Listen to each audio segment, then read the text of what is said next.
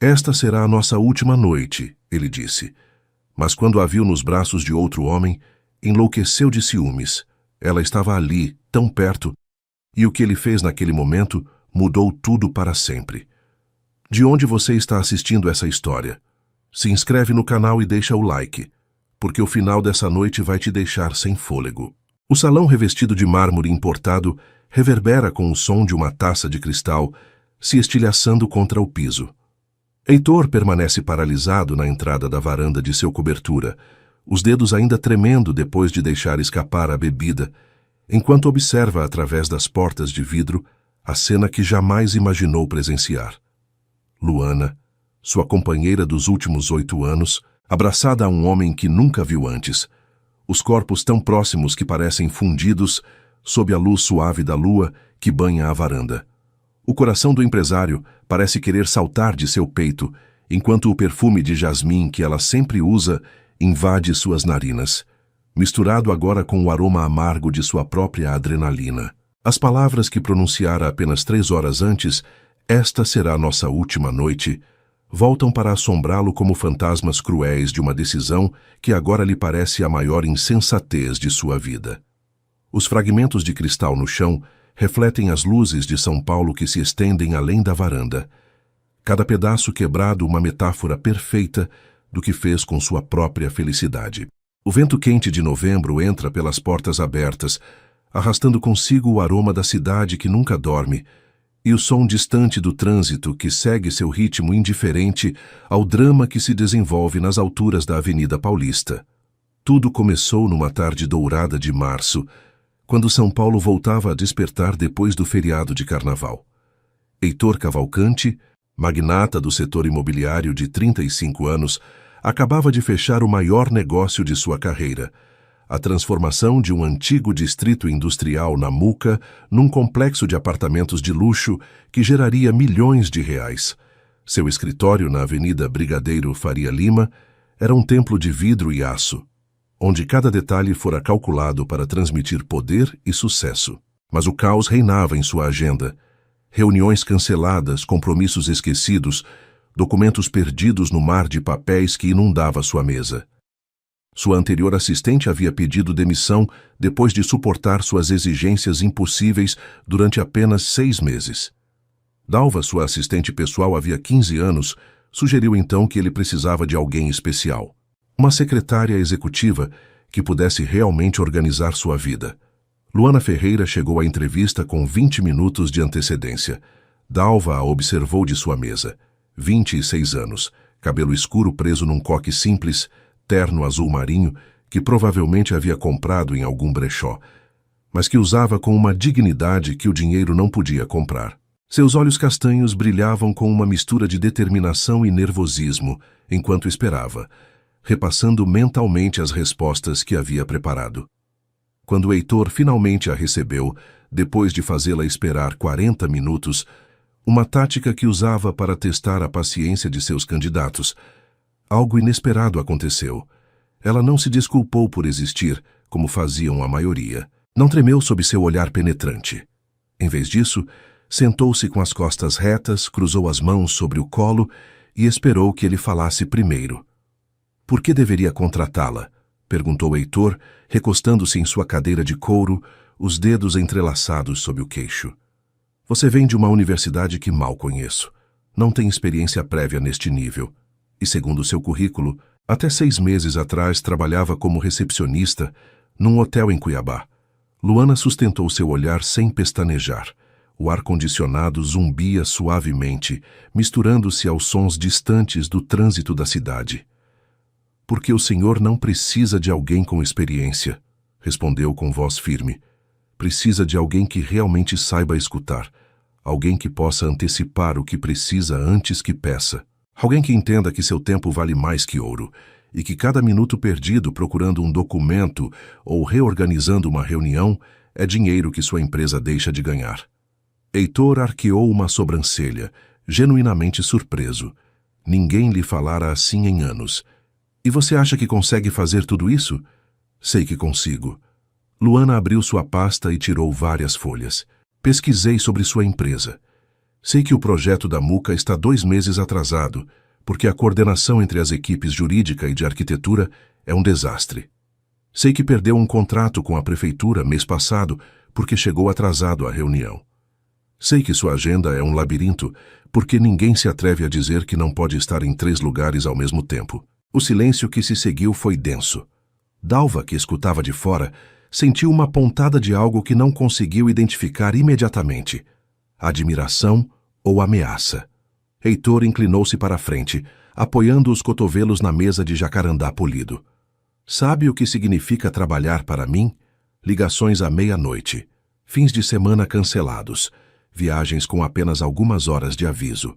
Não tolero erros nem desculpas. Também não dou, replicou ela sem hesitar. Mas se me contratar, há algo que precisa entender.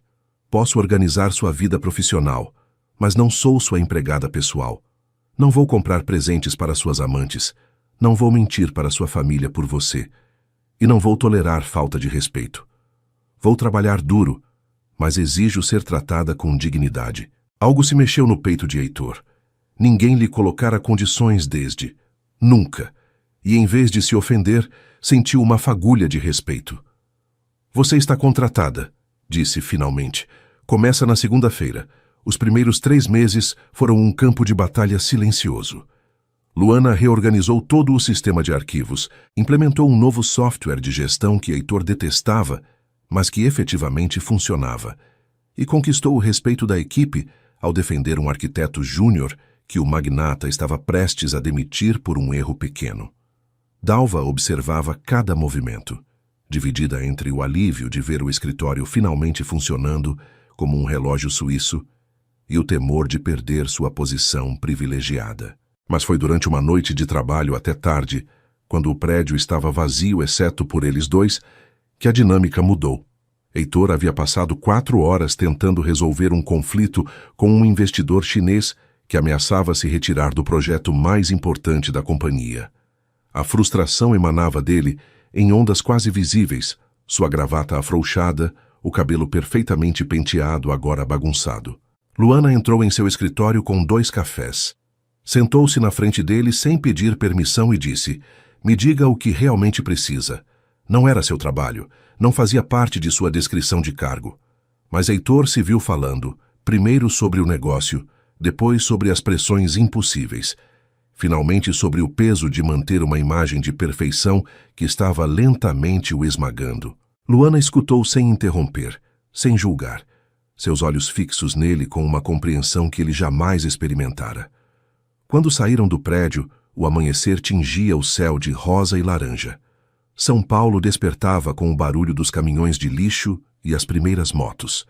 O ar fresco de abril trazia o aroma do pão recém-saído da padaria da esquina. "Obrigado", murmurou Heitor, e foi a primeira vez que pronunciou essa palavra com significado genuíno. Luana sorriu, e esse sorriso se gravou em algum lugar profundo de sua memória. As verdadeiras mudanças começam quando alguém se atreve a ver além de nossas máscaras e, em vez de nos julgar, simplesmente decide ficar. A mudança foi tão gradual que nenhum dos dois a percebeu, até que já era tarde demais para detê-la. As reuniões de trabalho se estendiam além do necessário. As conversas sobre projetos derivavam em discussões sobre livros, filmes, infâncias. Heitor começou a buscar desculpas para mantê-la no escritório depois que todos já tinham ido.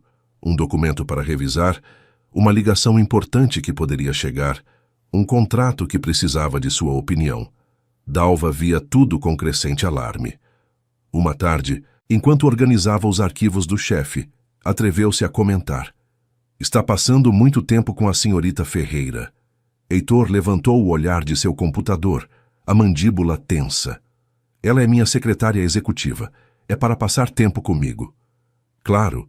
Dalva ajustou os óculos, escolhendo cuidadosamente suas palavras. "Só me pergunto se é prudente confundir as linhas profissionais. Ela é muito jovem, vem de um ambiente muito diferente. Pessoas de sua origem às vezes interpretam mal a generosidade como algo mais. A implicação era clara e venenosa. Heitor sentiu a raiva subir pela garganta, mas antes que pudesse responder, Luana apareceu na porta com uma pasta. Desculpe a interrupção.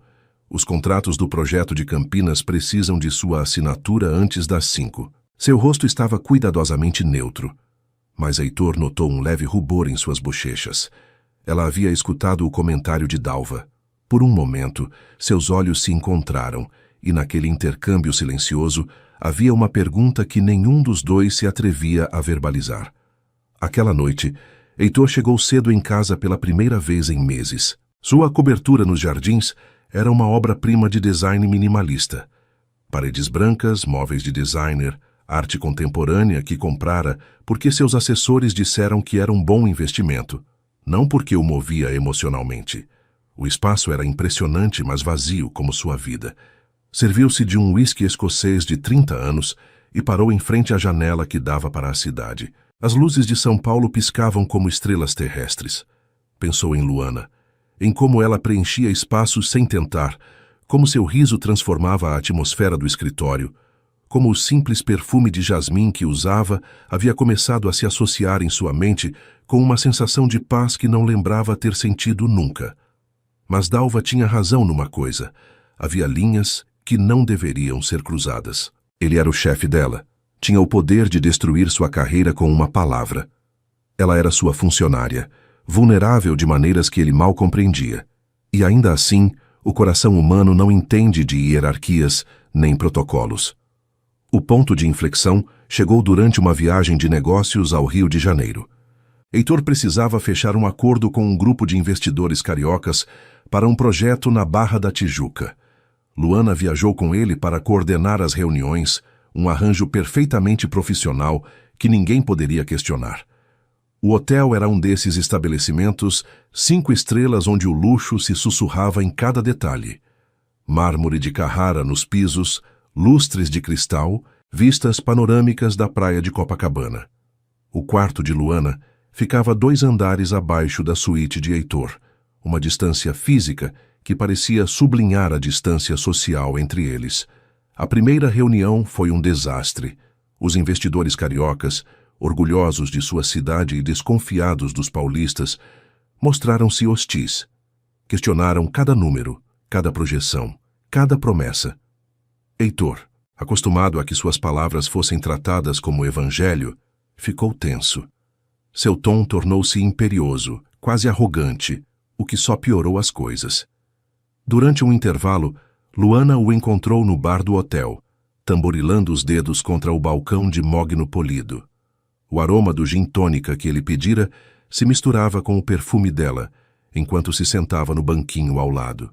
"Está perdendo esse contrato", disse ela sem rodeios. "Eu sei." Ele tomou um longo gole de sua bebida. "Eles são impossíveis." "Não, você está sendo impossível." Luana girou seu banquinho para encará-lo. "Está tentando impor, quando deveria estar convidando. Essa gente não precisa do seu dinheiro. Tem dezenas de incorporadores implorando para trabalhar com eles. O que precisam é de respeito. É a cidade deles, o território deles. Você é o convidado." Heitor a olhou com uma mistura de irritação e fascinação. "E o que você sugere?" "Que os escute de verdade. Que pergunte sobre suas preocupações genuínas. Que admita que não tem todas as respostas." Ela fez uma pausa, seus olhos buscando os dele. Que seja humano, não só um homem de negócios. A sugestão era simples, mas revolucionária para alguém como Heitor, que construíra seu império sobre uma imagem de infalibilidade. Durante um longo momento, considerou rejeitar o conselho, defender seu orgulho. Mas algo na forma como ela o olhava, sem admiração cega, mas com esperança genuína, o desarmou. A reunião da tarde foi completamente diferente. Heitor começou se desculpando pelo tom anterior. Perguntou sobre as preocupações específicas dos investidores, sobre o impacto do projeto no bairro. Escutou histórias sobre o Rio que estavam tentando preservar enquanto o modernizavam. E lentamente as defesas caíram.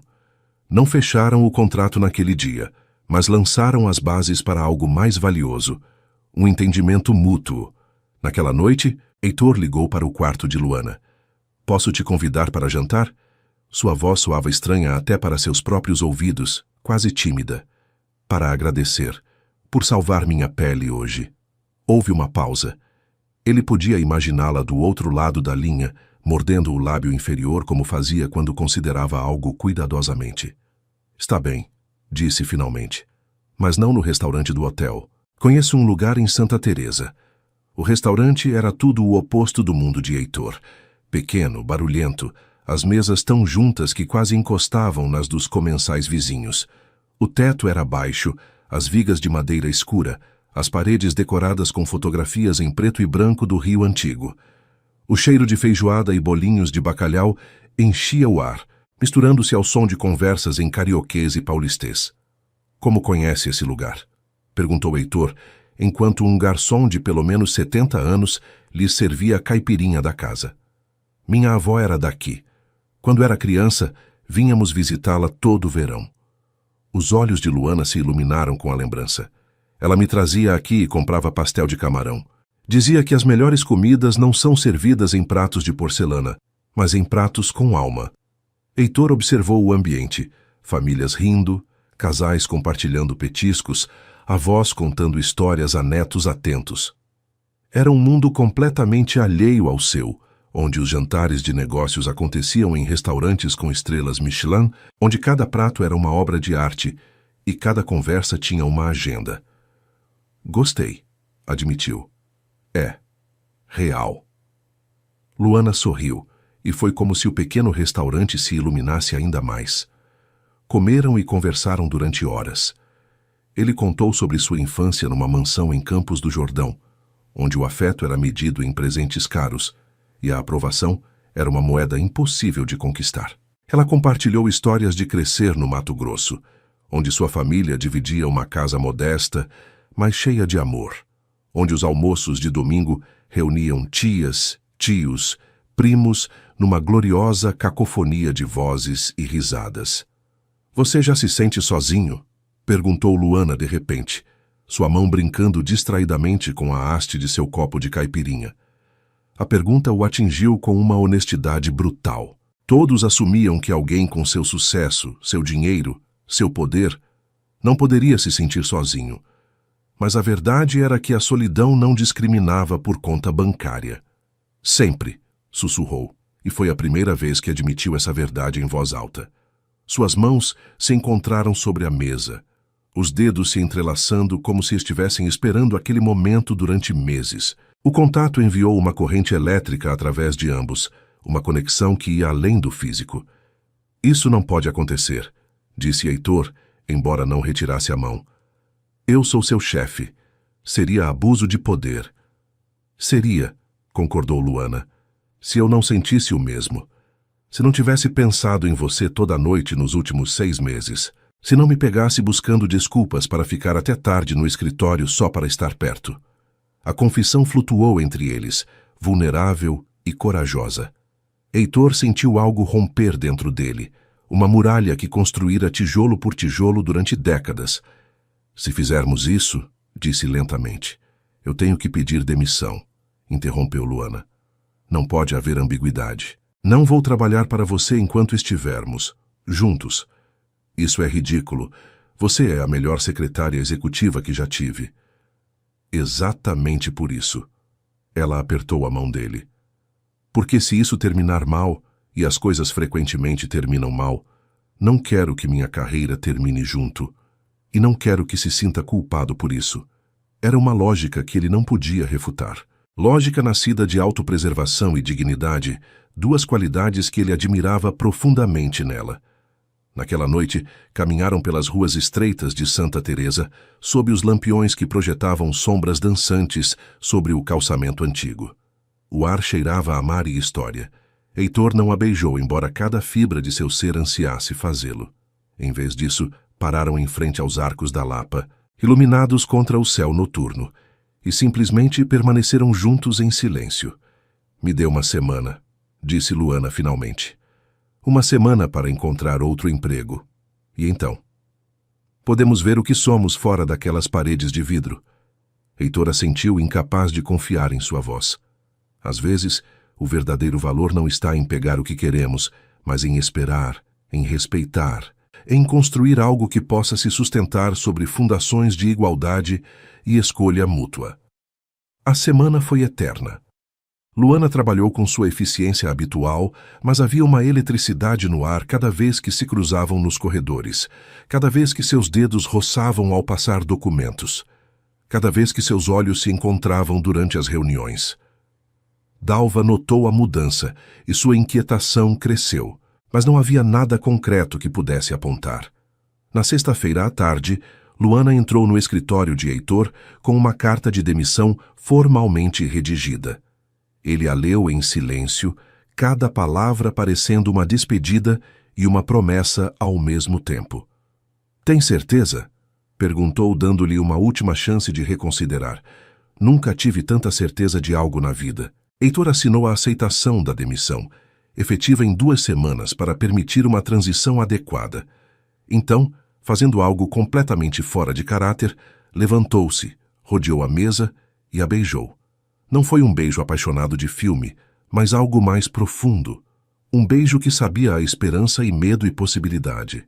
Quando se separaram, ambos estavam tremendo. "Tenho um jantar com meus pais neste domingo", disse Heitor, sua testa apoiada contra a dela. "Você viria comigo?" Era uma pergunta carregada de significado.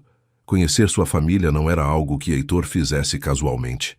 De fato, em seus 35 anos, só apresentara 2 mulheres aos pais, ambas filhas de famílias aristocráticas, cuidadosamente selecionadas por sua mãe. Nenhum relacionamento durara mais de 6 meses. "Tem certeza?" Luana recuou um passo, seus olhos buscando os dele. "Seus pais." Dalva mencionou que são muito tradicionais. "Que descubram." Heitor tomou suas mãos. "Já estou cansado de viver segundo o roteiro de outras pessoas." O domingo chegou rápido demais. A mansão dos Cavalcanti erguia-se em Campos do Jordão, uma estrutura de pedra do século XIX, cercada por jardins meticulosamente cuidados. A entrada era ladeada por araucárias que se erguiam como sentinelas escuras contra o céu cinza de abril. O portão de ferro forjado abriu-se automaticamente diante do Mercedes de Heitor, revelando uma fonte barroca no pátio frontal. Luana usava seu melhor vestido, azul marinho, simples mas elegante, e saltos que comprara especificamente para esta ocasião. Suas mãos tremiam ligeiramente, enquanto Heitor estacionava em frente à entrada principal. "Respira", murmurou ele, apertando sua mão. "São só pessoas." Mas não eram só pessoas. Eram Rodrigo e Beatriz Cavalcanti, pilares da alta sociedade paulista, cujas famílias haviam sido influentes desde antes da proclamação da República. A mãe de Heitor, Beatriz, esperava no hall de entrada, sua postura tão perfeita que parecia uma estátua. Usava um conjunto de Chanel, pérolas que provavelmente valiam mais que o salário anual de Luana, e uma expressão que poderia congelar o Atlântico. "Mãe", cumprimentou Heitor, beijando ambas as bochechas da mulher. "Apresento Luana Ferreira."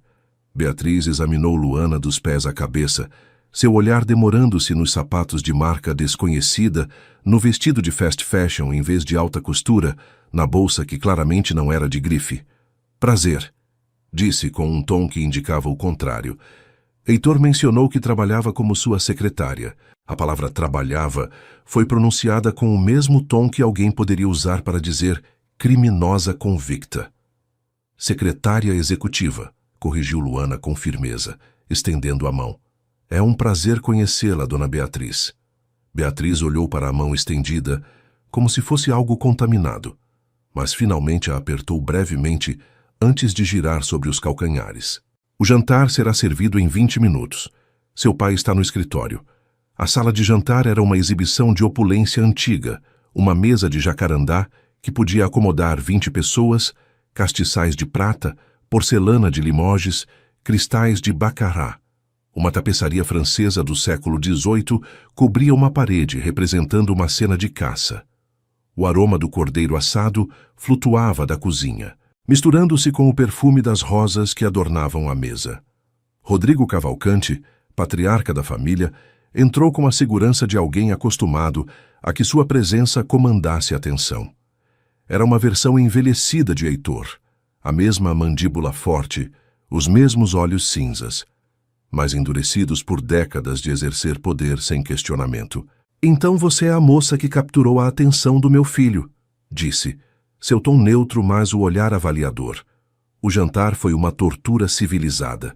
Cada prato, caldo verde, picanha na brasa, o cordeiro, uma sobremesa de quindim, era servido com precisão militar por empregados silenciosos. A conversa girava em torno de temas projetados para excluir Luana, amigos da família que ela não conhecia, investimentos em mercados internacionais, referências a eventos sociais aos quais nunca fora convidada. Beatriz finalmente atacou durante a sobremesa. Então, Luana, de que parte do Brasil é sua família? Do Mato Grosso, senhora. De uma cidade perto de Cuiabá. Ah, que pitoresco! O sorriso de Beatriz não alcançou seus olhos. E a que se dedicam seus pais? Meu pai tem uma fazenda de gado. Minha mãe era professora na escola local antes de se aposentar. O silêncio que se seguiu foi pesado. Rodrigo trocou um olhar significativo com a esposa. Profissões honestas, comentou finalmente Rodrigo. Mas você deve entender, querida, que nossa família tem certas expectativas. Heitor eventualmente se casará com alguém de seu mesmo nível social. Alguém que compreenda as complexidades de nosso mundo. Luana sentiu o sangue subir às bochechas, mas antes que pudesse responder, Heitor deixou cair o guardanapo sobre a mesa com um baque que fez a cristaleria tinir. Chega! A palavra ecoou na sala de jantar como um disparo. Heitor levantou-se, a mandíbula tensa, os olhos brilhando com uma raiva que seus pais raramente haviam presenciado. Vim aqui com a mulher que amo, esperando. Não sei o que esperava. Respeito? Decência humana básica? Sua voz tremia, décadas de emoções reprimidas finalmente encontrando saída. Luana vale mais que todas as mulheres apropriadas que tentaram me arranjar durante anos. Ela me vê como pessoa, não como uma conta bancária ou um sobrenome. E se não podem tratá-la com respeito, então esta será a última vez que me veem. Beatriz empalideceu. Heitor, não seja dramático. Estamos apenas tentando te proteger. Moças de sua posição frequentemente têm intenções ocultas. Intenções ocultas? Heitor riu sem humor. Luana pediu demissão. Abriu mão de um salário excelente, de uma carreira promissora, só para evitar qualquer aparência de impropriedade. O que mais ela precisa fazer para provar que não está interessada no meu dinheiro? Virou-se para Luana, que permanecia sentada com as costas retas, lágrimas silenciosas deslizando por suas bochechas. Vamos embora. Saíram da mansão sob o olhar atônito dos pais. Heitor não desafiara a autoridade deles desde adolescente, e certamente nunca por causa de uma mulher. O portão de ferro se fechou atrás deles com um estalo de finalidade. No carro, Luana finalmente falou. Você não precisava fazer isso. Sim, precisava. Heitor dirigia mais rápido do que o prudente, seus nós dos dedos brancos sobre o volante. Devia ter feito isso anos atrás. Passei a vida inteira tentando ganhar a aprovação deles, sendo quem eles queriam que eu fosse, e nunca foi suficiente. Estou cansado disso. E o que acontece agora? Perguntou ela suavemente. Agora. Ele diminuiu a velocidade, virando para olhá-la. Agora construímos nossa própria vida, nos nossos próprios termos. Era uma promessa audaciosa, assustadora em sua simplicidade. Mas enquanto voltavam para São Paulo, as luzes da cidade aparecendo no horizonte como estrelas terrestres, ambos sentiram algo que nenhum dos dois experimentara completamente antes: liberdade. As famílias podem nos dar raízes, mas às vezes essas raízes se tornam correntes. O verdadeiro crescimento começa quando temos coragem de podar o que nos sufoca, mesmo que doa, mesmo que sangre. Os 6 meses seguintes foram uma mistura embriagadora de paixão e desafios. Heitor comprou um apartamento para Luana em Pinheiros, não sua cobertura, respeitando sua necessidade de manter alguma independência. E ela o decorou com uma mistura de antiguidades de feiras e peças modernas que refletiam sua personalidade. O espaço tornou-se um refúgio para ambos, um lugar onde as expectativas do mundo exterior não podiam alcançá-los. Mas o isolamento de sua família cobrou seu preço. A mãe de Heitor recusou-se a atender suas ligações. Seu pai lhe enviou uma carta formal explicando que havia sido decepcionado, mas que a porta estaria aberta quando recuperasse o juízo. Os eventos familiares continuavam sem ele. As fotos publicadas nas redes sociais, um lembrete constante de que fora apagado, editado para fora da narrativa familiar. Leandro, seu melhor amigo desde a faculdade, foi o único que ofereceu apoio sem condições. Organizou jantares onde Luana era recebida com genuína cordialidade, onde conversas fluíam sem a tensão de estar sendo constantemente avaliada. Durante uma dessas noites, na varanda do apartamento de Leandro, enquanto São Paulo piscava sob eles, o advogado falou francamente. Você a ama? Heitor observou seu uísque, o líquido âmbar capturando a luz dos postes de rua. Mais do que achei possível amar alguém. Então precisa parar de puni-la por isso. Leandro se encostou na grade. Você a mantém escondida, Heitor. Não a leva a eventos da empresa. Ninguém no seu círculo social sabe que ela existe. Que mensagem você acha que isso transmite? É para protegê-la. A imprensa pode ser cruel e minha família. Sua família vai te rejeitar de qualquer jeito. Leandro o interrompeu. Mas Luana, ela está aqui, agora, te escolhendo todo dia. E você continua mantendo-a nas sombras, como se fosse um segredo vergonhoso. As palavras foram um soco no estômago porque eram verdade. Heitor dizia a si mesmo que estava protegendo Luana, mas a realidade era mais obscura. Parte dele ainda se envergonhava de ter rompido com as expectativas familiares, ainda ansiava pela aprovação que lhe fora negada. Enquanto isso, Caio, o irmão mais novo de Luana, decidiu se mudar para São Paulo para estudar engenharia. Luana, incapaz de negar nada à família, ofereceu que ficasse em seu apartamento até encontrar um lugar próprio. Heitor não foi consultado sobre essa decisão, e sua descoberta de um desconhecido de 23 anos, morando no espaço que ele pagara, desencadeou sua primeira grande briga. Você não acha que deveria ter me perguntado primeiro? Heitor andava de um lado para outro no apartamento de Luana, sua frustração evidente em cada movimento tenso. Perguntado, Luana o olhou com incredulidade. É meu apartamento, meu irmão, minha decisão. É um apartamento que eu comprei. O silêncio que se seguiu foi gélido. Luana levantou-se lentamente, seus olhos ardendo com uma raiva que ele nunca vira nela. Entendi. Sua voz era perigosamente calma.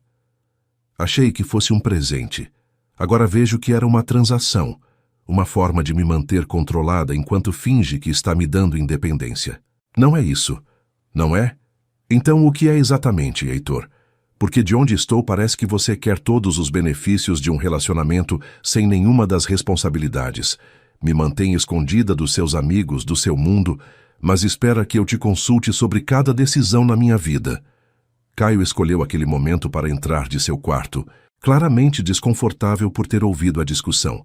Talvez eu deva procurar outro lugar, murmurou. Não. Luana não desviou o olhar de Heitor. Você não vai a lugar nenhum. Esta é sua casa agora. Heitor saiu naquela noite sem se despedir, e passaram 3 dias sem se falar.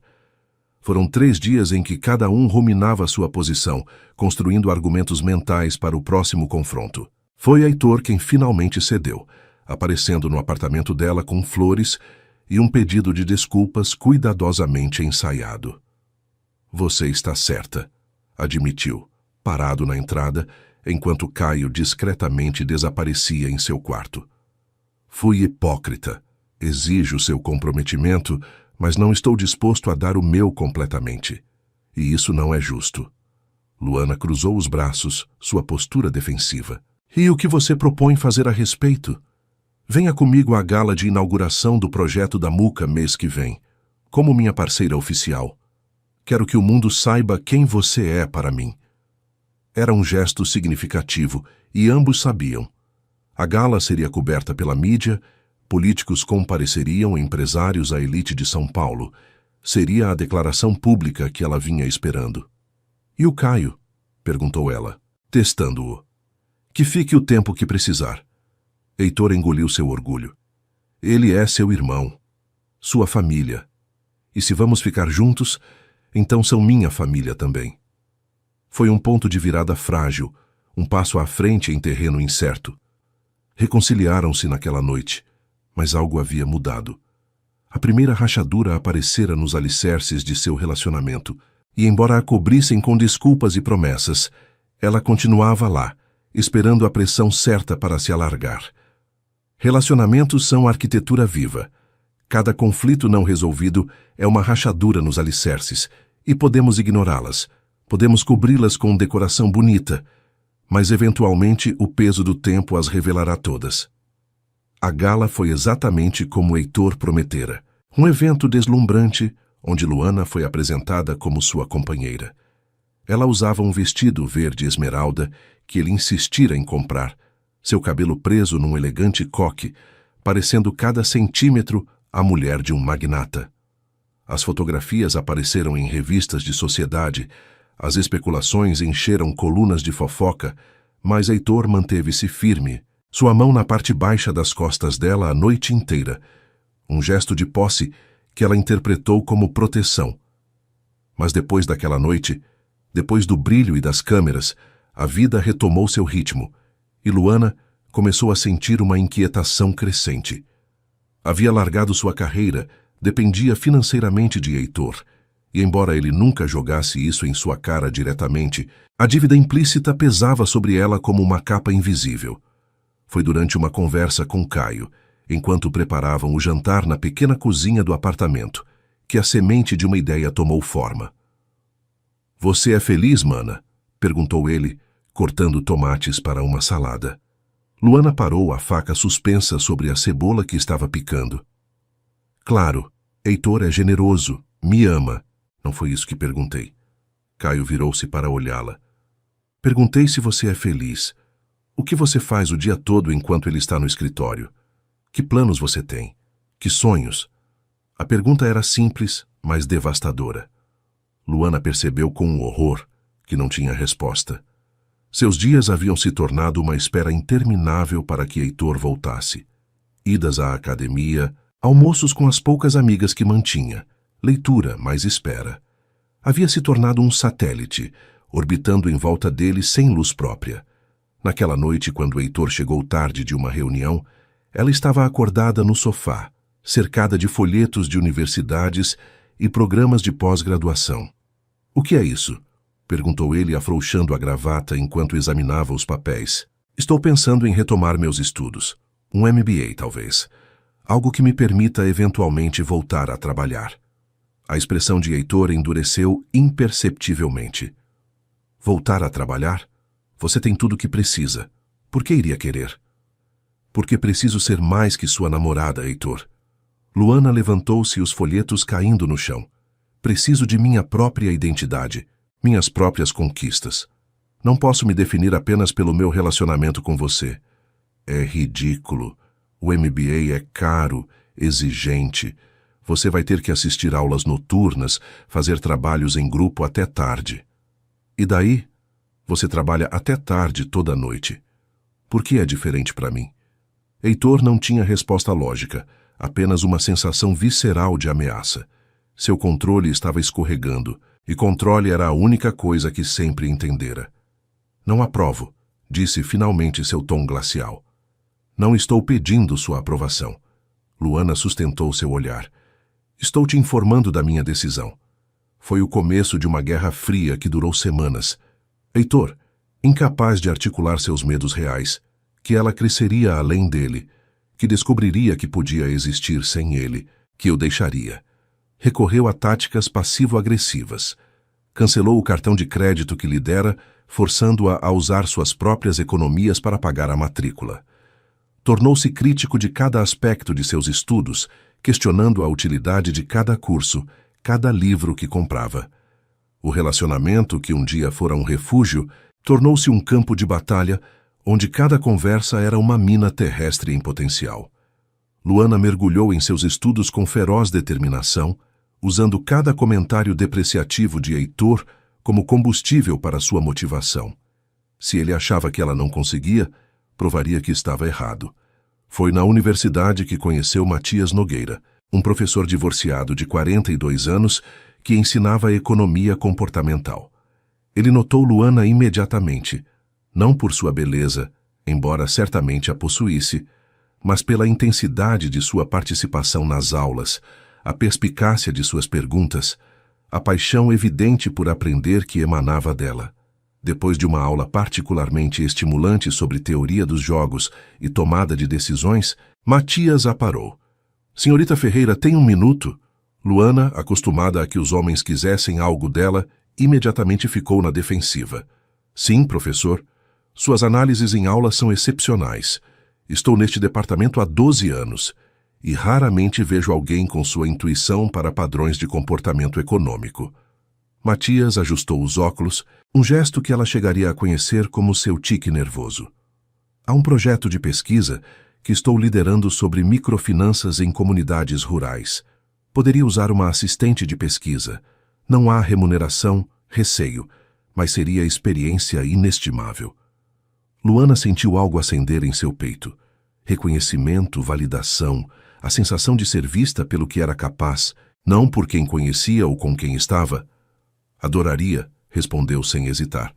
Quando contou a Heitor naquela noite sobre a oferta, esperava alguma resistência, mas não a explosão que recebeu.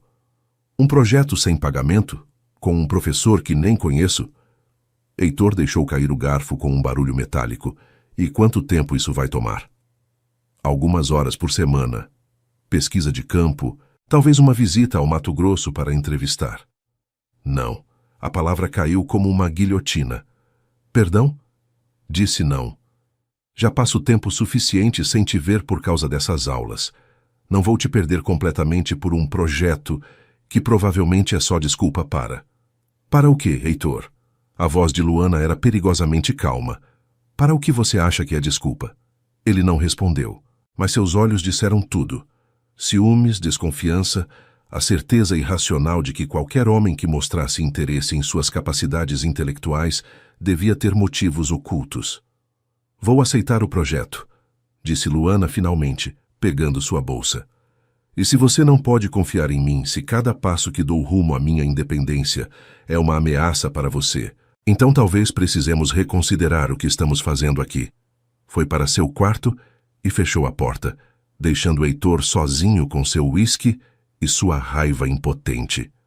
Do outro lado da parede, Caio ouviu tudo, seu coração partindo pela irmã presa numa gaiola dourada que a cada dia parecia menor. O amor verdadeiro deveria nos libertar para crescer, não nos acorrentar em versões menores de nós mesmos. Quando começamos a podar os sonhos do nosso parceiro para mantê-lo ao nosso nível, já não é amor o que sentimos, é medo disfarçado. Os meses seguintes foram uma espiral descendente. Luana mergulhou no projeto de pesquisa com Matias, passando longas horas em bibliotecas, viajando para cidades do interior para entrevistar mulheres que haviam acessado microcrédito, analisando dados até altas horas da noite. O trabalho era exigente, mas profundamente satisfatório, dando-lhe um propósito que estivera ausente desde que deixara sua posição na empresa de Heitor. Matias revelou-se um mentor excepcional, paciente, respeitoso, genuinamente interessado em desenvolver suas habilidades. Nunca cruzou linhas profissionais, nunca insinuou nada além de uma relação mentor-aluna. Mas compartilhavam cafés depois de longas sessões de trabalho, riam juntos sobre erros nos dados, desenvolviam uma amizade baseada em respeito mútuo e interesses intelectuais compartilhados. Heitor via tudo através do filtro distorcido de suas inseguranças. Contratou um investigador particular, um movimento que, mesmo enquanto o fazia, sabia ser uma traição. Mas o demônio do ciúme era mais forte que sua razão. Os relatórios chegavam semanalmente, cheios de detalhes banais. Luana e Matias na cafeteria da universidade, Luana e Matias saindo de uma biblioteca, Luana e Matias compartilhando um táxi depois de uma sessão de trabalho que se estendera até tarde. Não havia nada impróprio em nenhum dos encontros, mas Heitor via conspiração onde havia apenas colaboração. O perfume de jasmim que Luana usava começou a se associar em sua mente com traição em vez de conforto. Cada noite que ela chegava tarde era tortura. Cada mensagem de texto que recebia uma suspeita. cada sorriso ao checar o telefone, uma confirmação de seus piores medos. Dalva, que vinha observando a situação com interesse crescente desde que Luana deixara a empresa, viu sua oportunidade. Ela mesma sentia-se ameaçada pela possível permanência de Luana na vida de Heitor, temendo que eventualmente a substituísse não apenas em sua vida pessoal, mas também em sua confiança profissional. Sua lealdade a Heitor era genuína, mas também entrelaçada com autopreservação. Durante um fim de semana, enquanto Luana estava numa viagem de pesquisa de campo no interior de Goiás, Dalva executou seu plano. Usando seu acesso às contas de e-mail da empresa e seu conhecimento de softwares de edição de imagem, fabricou uma série de trocas de e-mails entre Luana e Matias. As mensagens eram sutis o suficiente para serem críveis. Agradecimentos por uma noite maravilhosa, referências ambíguas a manter isso entre nós, sugestões de nos encontrar no lugar de sempre. Anexou fotografias tiradas pelo investigador particular, mas recortadas para eliminar contexto. Luana e Matias, no que parecia uma postura íntima, mas que na verdade fora um momento em que ele a ajudava a colocar o casaco. Uma foto deles rindo que parecia mais carregada do que era, ao remover o grupo de estudantes que os cercava.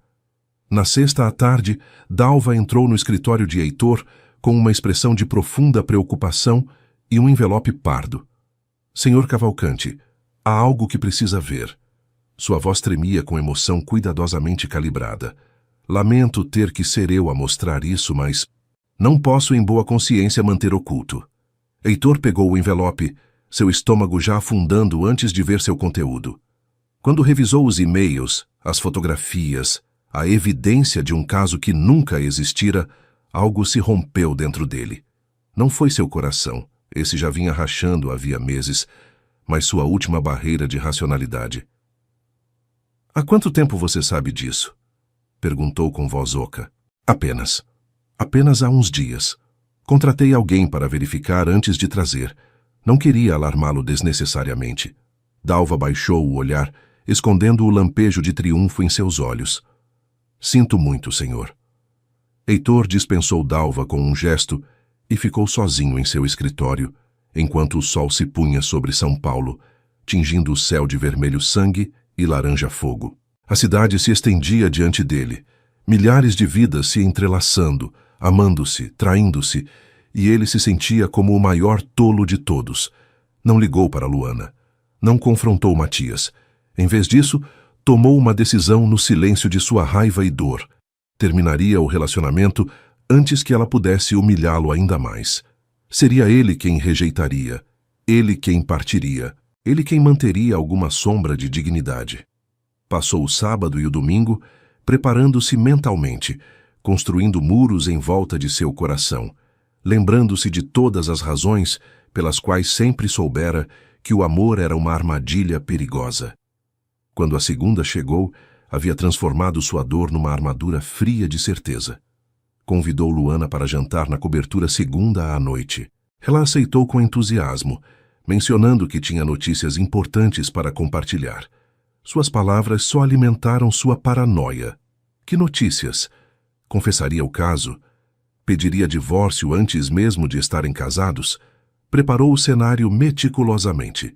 Um jantar elegante, vinho que haviam descoberto juntos numa viagem a Bento Gonçalves, a varanda decorada com velas. Seria uma última noite bonita antes que tudo terminasse. Uma despedida digna do que poderia ter sido. O maior perigo não são as mentiras que outros nos contam, mas as mentiras que escolhemos acreditar porque confirmam nossos medos mais profundos. Uma vez que decidimos ver traição, cada gesto de amor se torna evidência de engano. Luana chegou à cobertura com o coração leve e um sorriso que iluminava seu rosto. Usava o vestido azul que Heitor amava, e em sua bolsa descansava um envelope contendo resultados médicos que mudariam tudo. O perfume de jasmim flutuava ao seu redor enquanto atravessava a porta, misturando-se com o aroma do cordeiro que assava lentamente no forno. Oi, cumprimentou, beijando a bochecha de Heitor, notando imediatamente a tensão em sua mandíbula, mas atribuindo ao estresse do trabalho. Está com um cheiro delicioso. Heitor não confiava em sua voz para responder. Simplesmente assentiu e apontou para a varanda onde preparara a mesa. São Paulo se estendia abaixo deles, um oceano de luzes que piscavam como promessas quebradas. O ar de novembro estava quente, mas não abafado, trazendo o som distante de tráfego e vida urbana. Sentaram-se e começaram a comer, a conversa superficial e tensa. Heitor mal tocava na comida, seu estômago feito um nó de raiva e dor mal digeridas. Luana, no entanto, parecia brilhar com uma energia nervosa, seus olhos constantemente buscando os dele, como se quisesse dizer algo, mas esperasse o momento perfeito. Foi entre o prato principal e a sobremesa que Heitor não conseguiu mais aguentar. Levantou-se, suas mãos apertadas em punhos aos lados, e pronunciou as palavras que ensaiara 1000 vezes em sua mente. Esta será a nossa última noite. O mundo pareceu parar. O barulho da cidade desvaneceu. O vento parou de soprar. Luana o olhou com olhos enormes, seu garfo caindo com um tinido metálico contra o prato de porcelana. O quê? O que você disse? Você me ouviu perfeitamente. Heitor forçou-se a manter a voz firme, embora cada palavra parecesse engolir vidro. Sei sobre seu caso com seu professor. Tenho provas, e-mails, fotografias. Você realmente achou que podia me enganar indefinidamente. A confusão no rosto de Luana foi tão genuína que por um momento, apenas um momento, Heitor duvidou. Mas então a imagem dela rindo com Matias naquelas fotos encheu sua mente e a dúvida evaporou. Do que você está falando? Luana levantou-se, sua voz subindo. Caso? Com o Matias? Ele é meu professor, meu mentor. Não há nada. Não me minta mais. Heitor pegou seu celular, mostrando-lhe as fotos, os e-mails supostamente dela. Aqui está tudo. Cada encontro casual, cada mensagem codificada. Provavelmente você tem rido de mim esse tempo todo, do empresário idiota que te comprou um apartamento e te sustentava enquanto você se deitava com seu professor indigente. O tapa que Luana lhe deu ecoou no silêncio, deixando uma marca vermelha em sua bochecha. Lágrimas corriam livremente por seu rosto, sua respiração entrecortada. Como você se atreve? Sussurrou. Como você se atreve a me acusar? Nunca, nem uma única vez, fui infiel a você. Matias é um amigo, um mentor. Esses e-mails. Eu nunca escrevi esses e-mails, e essas fotos estão completamente fora de contexto. Claro que você negaria. Não estou negando nada porque não há nada para negar. Luana procurou freneticamente em sua bolsa, tirando o envelope que trouxera. Vim aqui hoje à noite para te dar isso, para compartilhar notícias que achei que te fariam feliz. Mas vejo que você já decidiu quem eu sou, o que fiz, sem ao menos me perguntar. Jogou o envelope sobre a mesa e correu para dentro, procurando seu telefone. Com mãos trêmulas, discou o único número que sabia que responderia, não importasse a hora. Caio. Heitor pegou o envelope, seus dedos desajeitados enquanto o abria.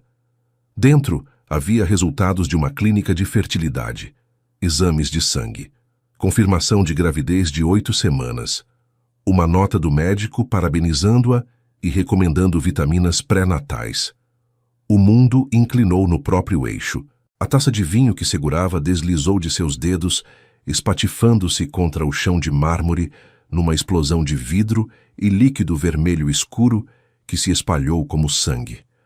Luana estava na varanda, o telefone pressionado contra o ouvido, chorando enquanto explicava ao irmão que precisava que ele viesse, que não podia ficar sozinha, que tudo havia desmoronado. Caio, que estava jantando com amigos na Vila Madalena, largou o guardanapo e correu para a porta dizendo-lhe que estaria lá em 15 minutos.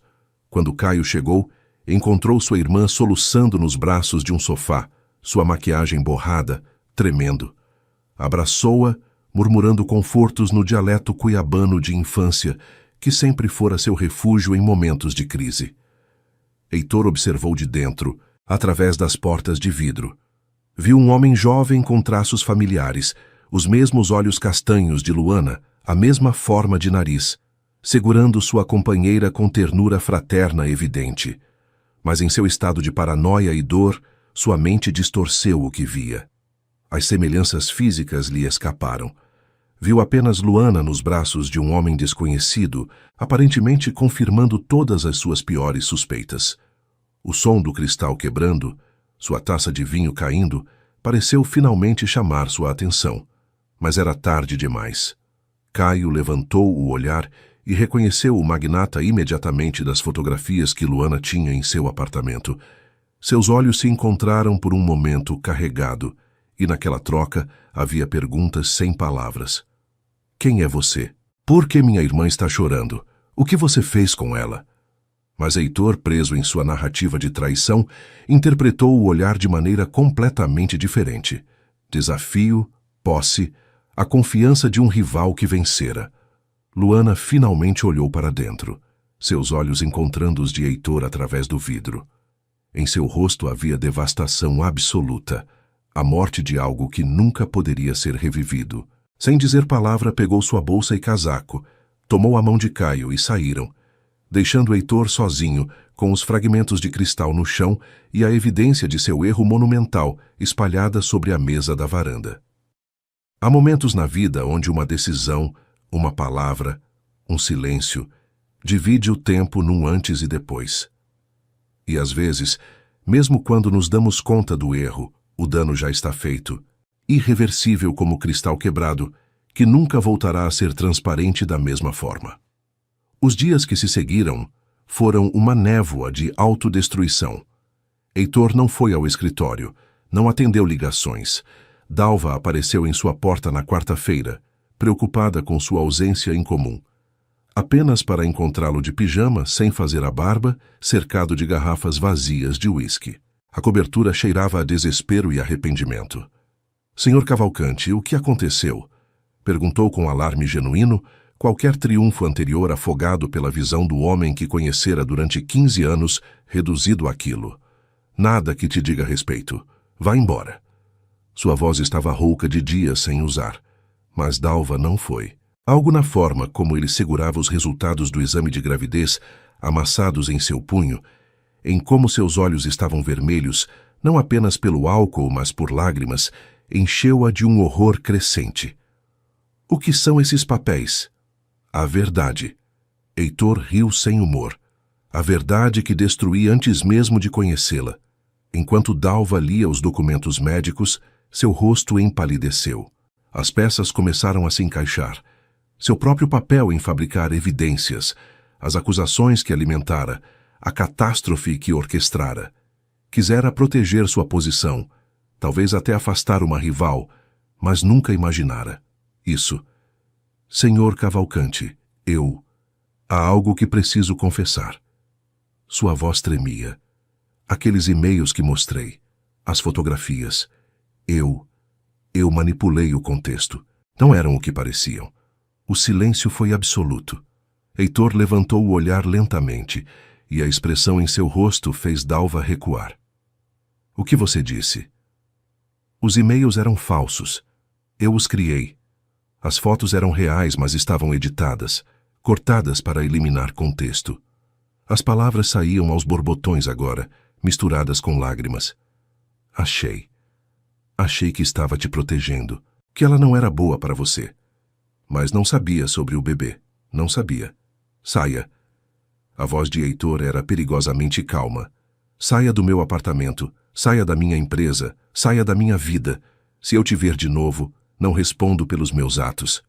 Dalva saiu correndo, seus soluços ecoando no corredor, mas sua partida não trouxe alívio. O estrago estava feito.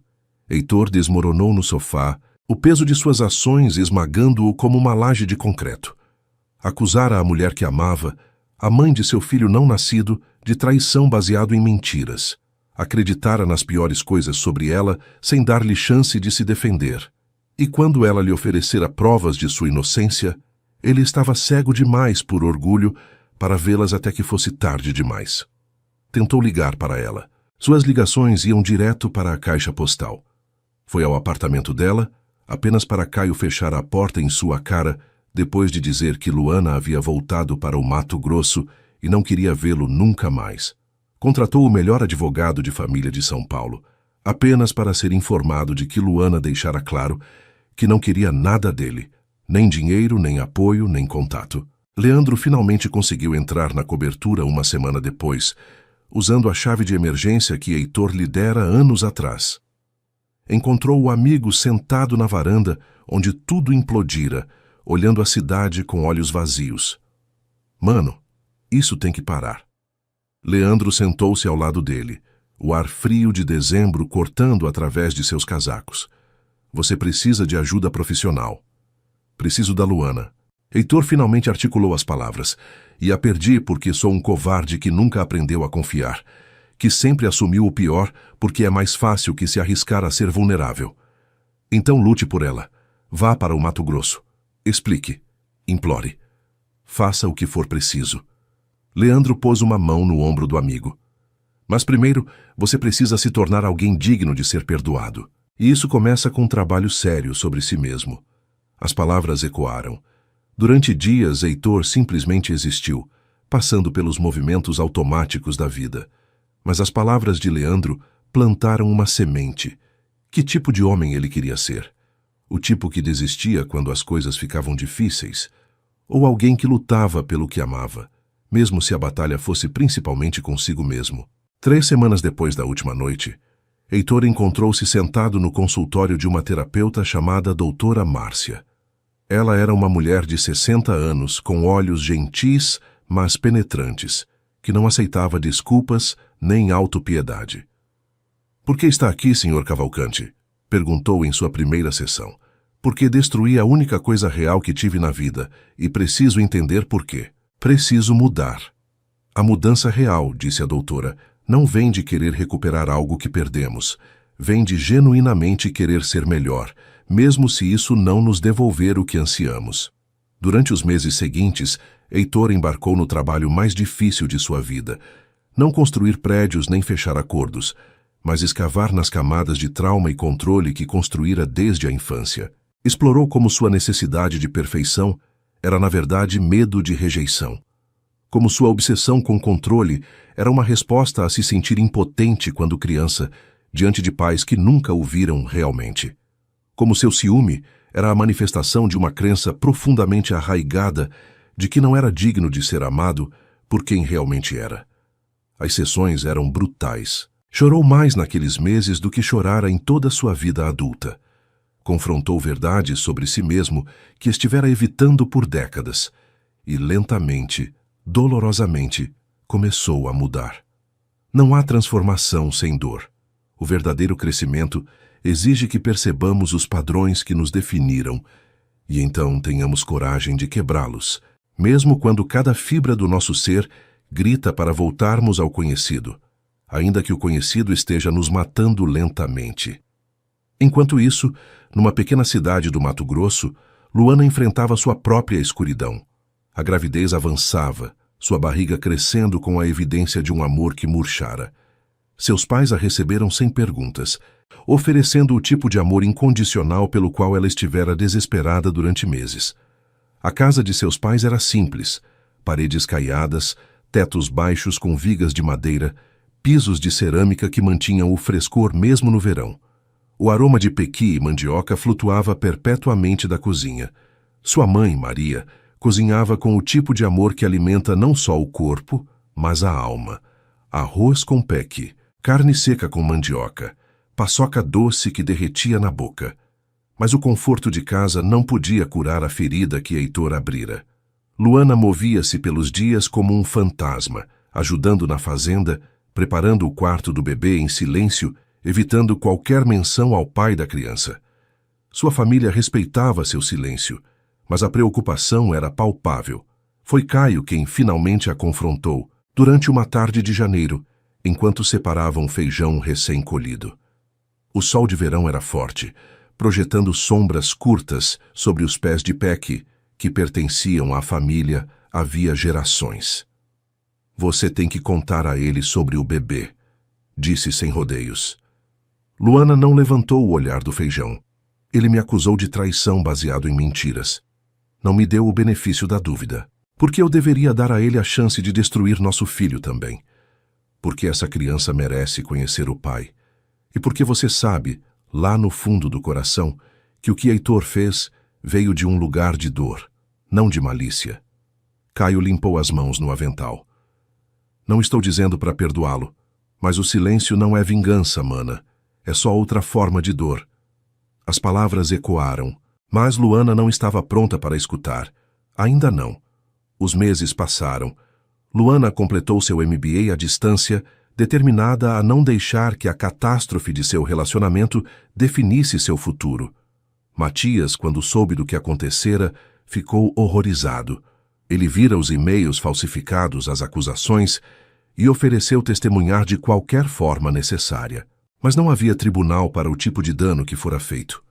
Em abril, quando as ipês floriam, enchendo o ar com seu perfume doce, Luana deu à luz uma menina.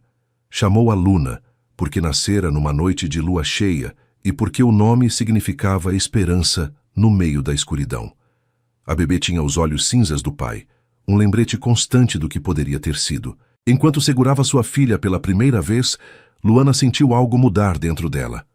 Não perdoou Heitor. O perdão exigiria tempo e trabalho para o qual ainda não estava pronta, mas a raiva que vinha consumindo-a começou a se transformar em algo diferente. Uma determinação feroz de criar uma vida linda para sua filha, com ou sem o pai. A notícia do nascimento chegou a Heitor através de Leandro, que mantivera contato discreto com Caio. O impacto foi como um soco físico. Tinha uma filha, uma menina que nunca vira, que provavelmente nunca lhe permitiriam conhecer. Chorou naquela noite, soluços dilacerantes que sacudiram seu corpo por tudo que perdera, por tudo que roubara de sua filha por seu próprio orgulho estúpido. A doutora Márcia o ajudou a navegar a dor. Lembrou-lhe que o arrependimento era inútil se não se convertesse em ação. Perguntou-lhe que tipo de pai queria ser. Alguém que desistia porque o caminho era difícil?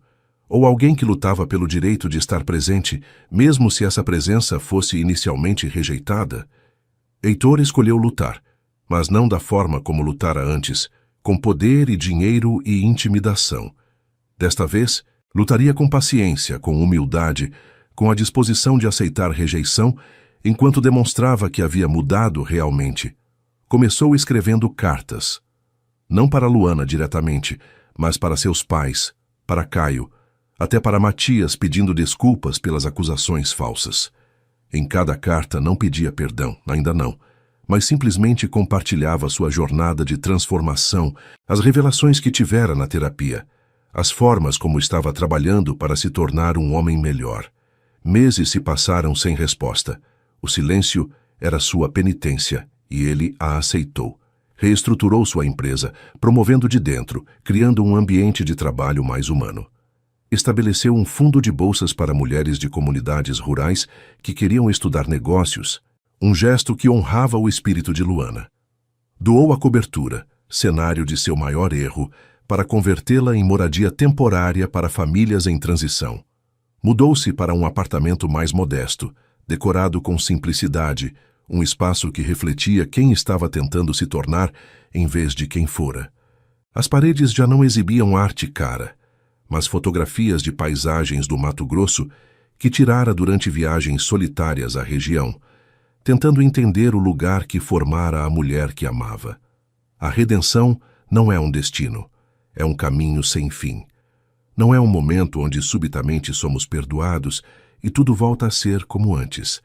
É o compromisso diário de ser melhor que ontem, mesmo quando ninguém nota, mesmo quando nunca recebemos a absolvição que ansiamos. A mudança começou sutilmente, como a primavera que chega tão gradualmente que não se nota o primeiro broto até que a árvore inteira esteja florida. Depois de 8 meses de silêncio, Caio respondeu a uma das cartas de Heitor. Não era efusivo nem perdoador, mas era algo... Sua última carta chegou. Li. Minha irmã não está pronta para ouvir de você ainda. Talvez nunca esteja. Mas vejo que está tentando mudar. Isso é algo. Luna está bem. Está saudável. Ri muito. Tem seus olhos. Achei que devia saber disso. Caio. Heitor segurou aquela carta contra o peito e chorou. Era um fio frágil de conexão, mas era algo.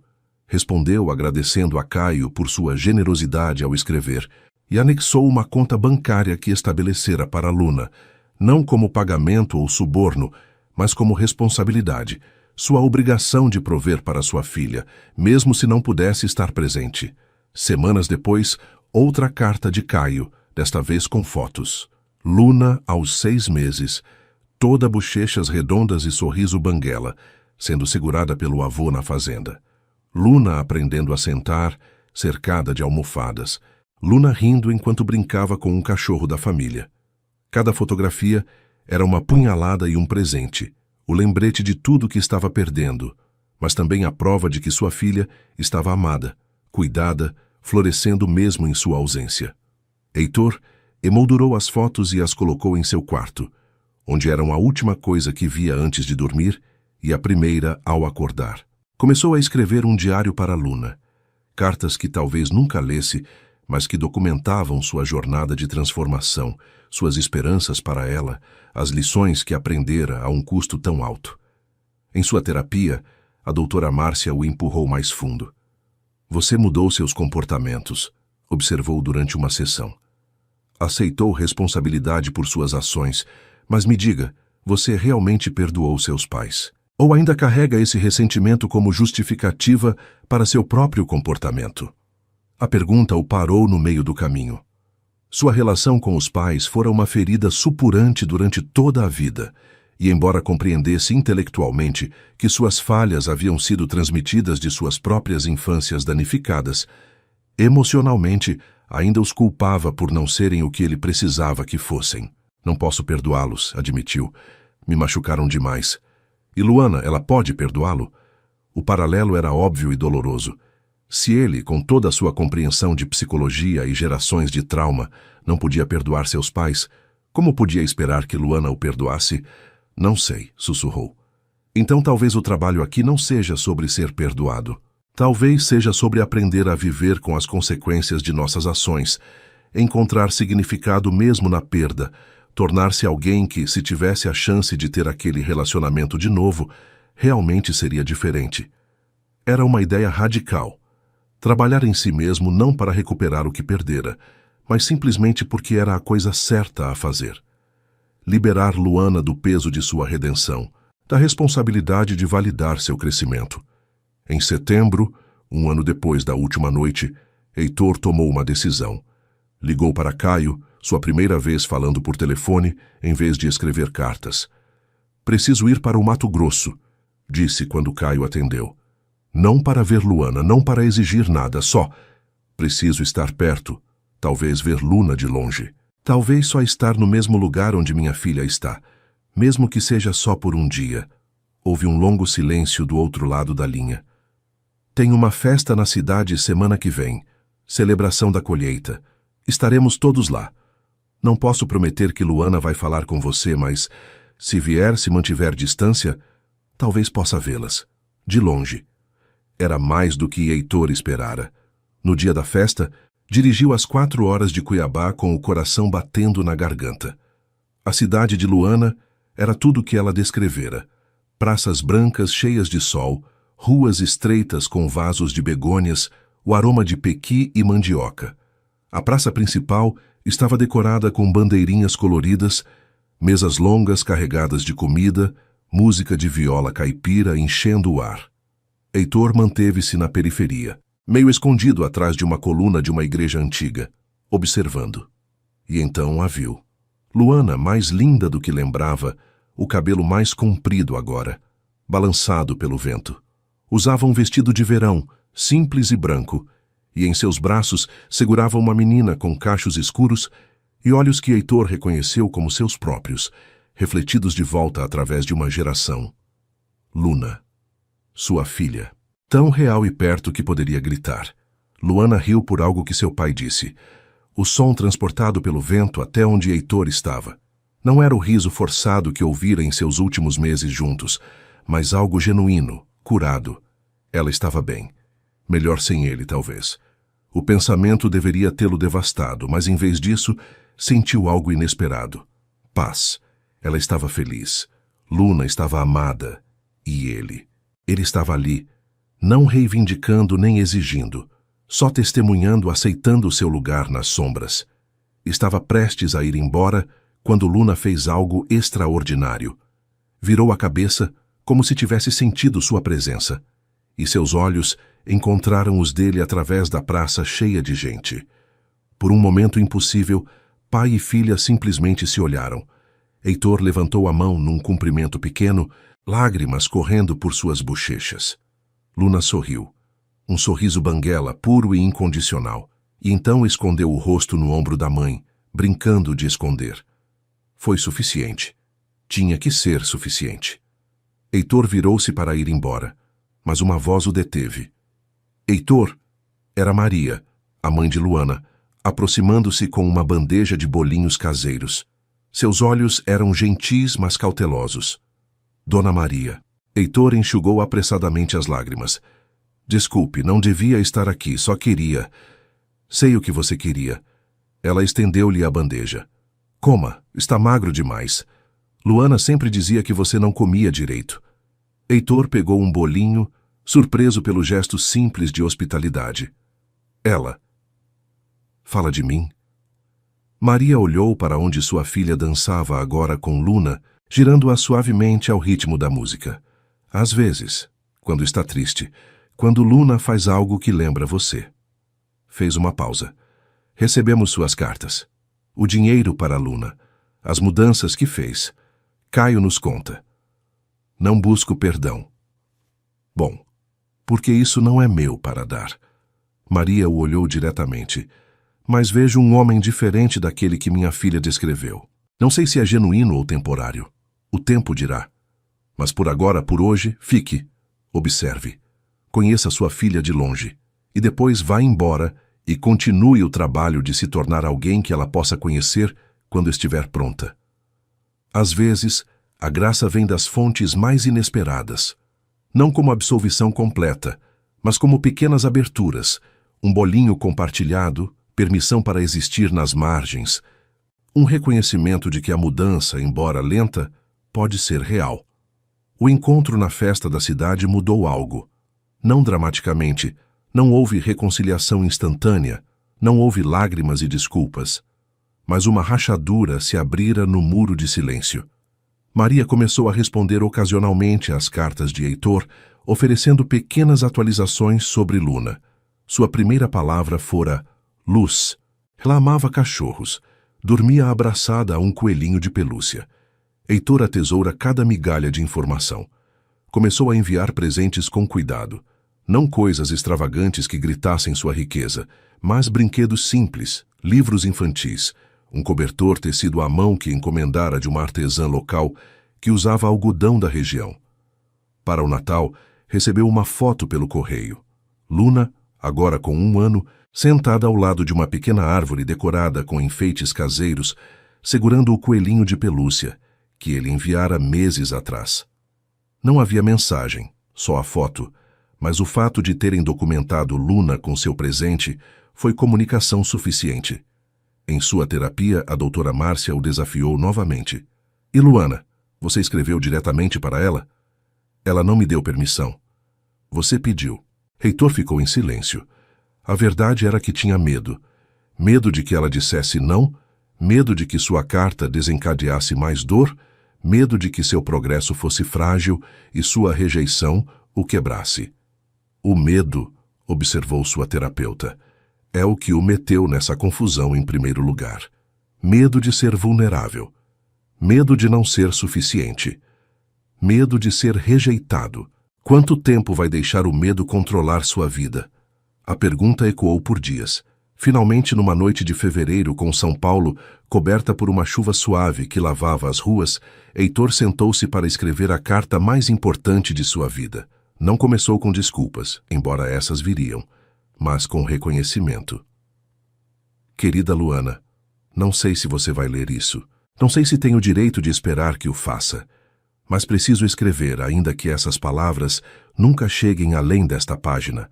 Passei o último 1 ano e meio tentando entender quem sou, além do empresário, além do filho que nunca foi suficiente, além do homem que acreditava que controle podia protegê-lo da dor. E o que descobri é humilhante e libertador ao mesmo tempo. Você estava certa sobre tudo. Eu te mantinha escondida não para te proteger, mas porque tinha vergonha de desafiar as expectativas da minha família. Te tratava como propriedade não por maldade, mas porque assim me ensinaram que funcionavam relacionamentos, transações onde o poder ditava os termos. E quando você começou a crescer além de mim, fiquei aterrorizado não de que fosse me deixar, mas de que visse quem eu realmente era e escolhesse partir. O que fiz naquela noite foi imperdoável. Não só as acusações, embora essas tenham sido suficientemente horríveis, mas o ato fundamental de acreditar no pior de você sem te dar chance de se defender.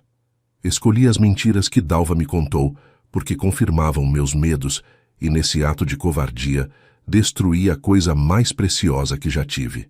Não escrevo para te pedir perdão. Não espero que me perdoe, e certamente não o mereço. Escrevo porque você precisa saber que mudei, não porque espero que me recupere, mas porque nossa filha, merece saber que o pai dela trabalhou para se tornar alguém melhor. Vi fotos da Luna. Caio foi incrivelmente generoso ao compartilhar pequenos pedaços da vida que perdi. Ela tem seus olhos, seu sorriso. A vi uma vez de longe na festa da cidade. Por um momento ela olhou para mim e sorriu, e senti simultaneamente a alegria mais pura e a dor mais profunda da minha vida. Se alguma vez, em algum momento futuro, você decidir que Luna deveria me conhecer, estarei aqui. Não como o homem que era, mas como quem me comprometi a me tornar. E se nunca chegar a essa decisão, entenderei. Algumas coisas, uma vez quebradas, não podem ser consertadas. Não importa o quanto desejemos que seja diferente. Só espero que, se alguma vez duvidar, se alguma vez se perguntar se as ações daquela noite definiram quem sou para sempre, possa falar com Leandro, com sua família, até com Matias, que generosamente aceitou meu pedido de desculpas, embora não me devesse nada. Eles podem atestar o trabalho que fiz, as mudanças que foram reais, não performáticas. Te amei então, te amo agora, e amarei nossa filha cada dia da minha vida, mesmo se só puder fazer isso à distância. Com todo o respeito e arrependimento que possuo, Heitor. Enviou a carta sem esperar resposta, liberando-a ao universo como uma garrafa ao mar. Durante semanas, nada. A vida continuou. Trabalho, terapia, as rotinas de alguém aprendendo a ser completo sem depender de validação externa. Então, numa tarde de março, quando os IPs de São Paulo começavam a florescer, seu telefone tocou.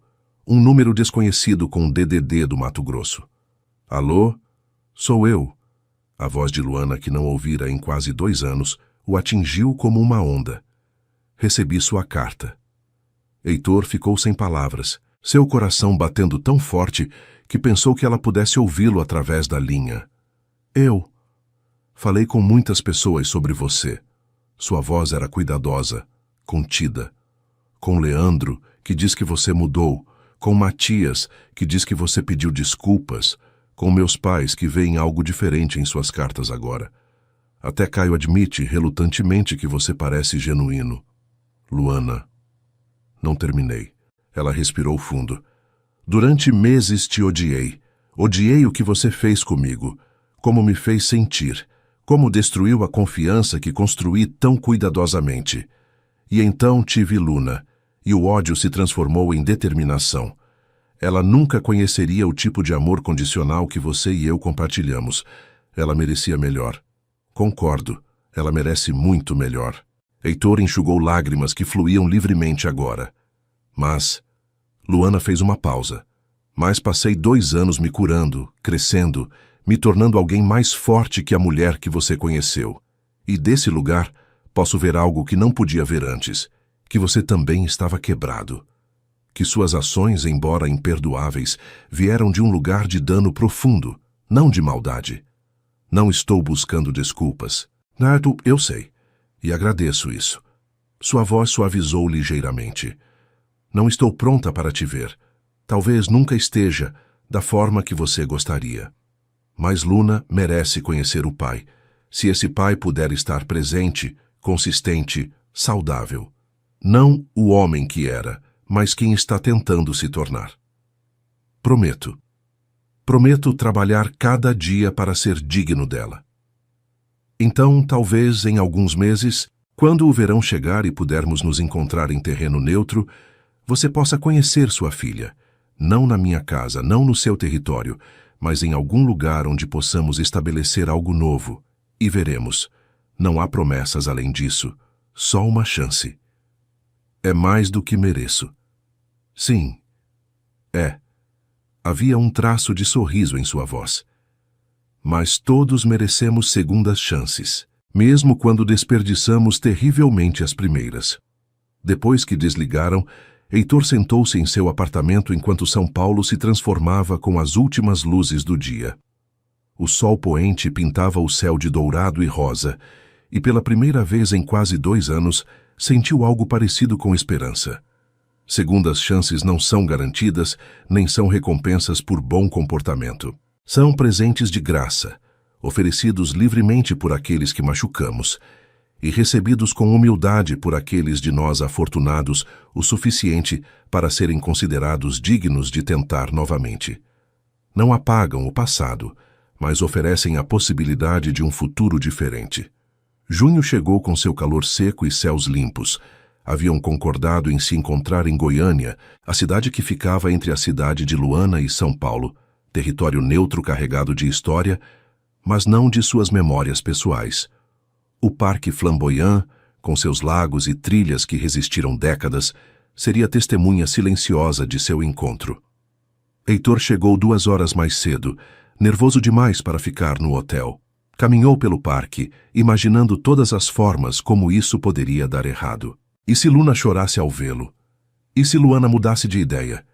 E se tivesse superestimado seu próprio progresso e revertesse aos velhos padrões sob pressão? Na hora marcada, os viu aproximando-se.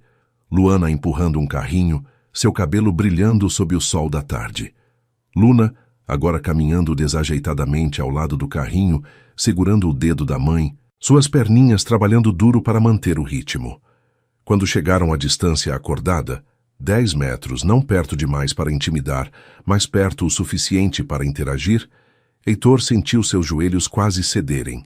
Luna era perfeita, bochechas rechonchudas, cachos escuros presos com um laço rosa, aqueles olhos cinzas que eram um espelho dos seus. Oi, cumprimentou Luana, sua voz educada, mas distante. Oi. Obrigado por isso, por me dar essa chance. Heitor manteve as mãos aos lados, resistindo ao impulso de se aproximar mais. Luna o observava com a franca curiosidade das crianças pequenas, sem medo nem julgamento, só interesse. Luna, disse Luana suavemente, ajoelhando-se ao lado da filha. Este é o Heitor. Ele queria te conhecer. A menina inclinou a cabeça, estudando-o. Então, para surpresa de todos, estendeu sua mãozinha, oferecendo uma margarida que vinha segurando. Heitor sentiu seu mundo inteiro se condensar naquele momento. Ajoelhou-se lentamente, aceitando a flor como se fosse o objeto mais precioso do mundo. Obrigado, Luna. É linda igual a você. Luna sorriu, aquele mesmo sorriso banguela que vira nas fotos, e então voltou correndo para a mãe, enterrando o rosto na saia de Luana, brincando seu jogo habitual de esconder. Passaram a hora seguinte no parque. Heitor não tentou pegar Luna, não invadiu seu espaço. Em vez disso, simplesmente esteve presente. Empurrou seu balanço quando ela apontou que queria balançar. Devolveu-lhe a bola quando rolou em sua direção. Aplaudiu quando construiu uma torre de blocos na área de brinquedos. Luana observava tudo com olhos de falcão, procurando sinais dos velhos padrões. Controle, impaciência, expectativas irreais. Mas o que viu foi diferente. Viu um homem seguindo o ritmo de uma criança, não tentando ditá-lo. Viu paciência quando Luna decidiu que não queria mais brincar com o brinquedo que segurava segundos antes. Viu alegria genuína, não performática, em seu rosto cada vez que Luna ria. Finalmente, Luna ficou cansada, correndo para Luana com os braços levantados no sinal universal de me pega. Enquanto Luana a levantava, a menina olhou para trás para Heitor e acenou com a mãozinha. Tchau, disse com sua vozinha pequena. Tchau, Luna. Heitor acenou de volta, sua visão turva por lágrimas que não tentava esconder. Espero te ver em breve.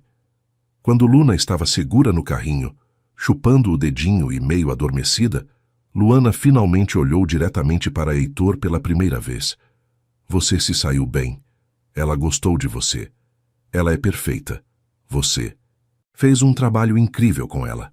Não foi fácil, especialmente no começo. Luana tocou a cabeça de Luna suavemente. Mas minha família ajudou, e encontrei força que não sabia que tinha. Lamento não ter estado lá. Lamento tudo que você perdeu, porque eu... Eu sei. Ela o interrompeu suavemente. Sua carta deixou claro. E as ações, mais que palavras, demonstraram que seu arrependimento é genuíno. Houve um longo silêncio. O sol começava a se pôr, projetando sombras longas através do parque. Há alguma chance? Perguntou Heitor, finalmente, sua voz mal um sussurro. Para nós, algum dia talvez poderíamos. Luana o olhou com olhos que haviam visto dor demais para oferecer falsas esperanças. Não sei, Heitor. Honestamente, não sei. Você mudou, vejo isso. Mas o dano foi profundo. E a confiança, uma vez quebrada tão completamente, é difícil de reconstruir.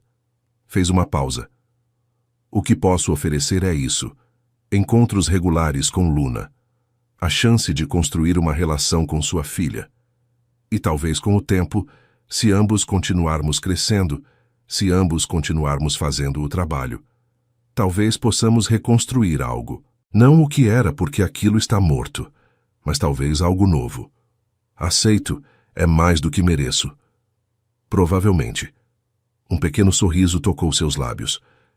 Mas como disse a Luna quando me perguntou sobre o papai, todos cometemos erros. O que importa é se aprendemos com eles. Despediram-se com a promessa de se encontrarem novamente em um mês.